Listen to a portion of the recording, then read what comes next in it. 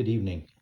Tonight's topic is a very sad one and unfortunately a very large part of World War II history. What you see here are pretty much the only pieces of Holocaust items that I have in my collection. I don't know if these are authentic or not. I had purchased them from a lady who was selling them out of her deceased brother's estate. Apparently, he collected items like this. Um, so I'm just going to talk about them briefly. So number one, the majority of Holocaust victims were members of the Jewish religion.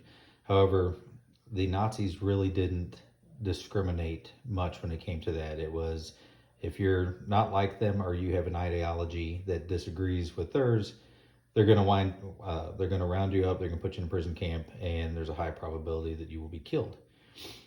To identify what sort of criminal, and I say that tongue in cheek, that they were, they would have different types of symbols to denote what they are.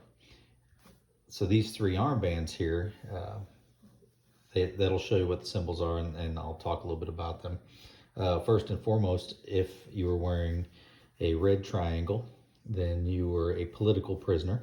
So I guess if you disagreed with the Fuhrer, that would be that. Green would be criminal, just your average everyday criminal or whatever they deemed was criminal and got you locked up. And pink is if you're a homosexual. And of course, if you were Jewish, you had a Star of David, or it may just say Juden on there. If you're one of the Camp Capos, your armband would say Capo on there. But there was multiple different colored triangles and denotations for who was in the camp.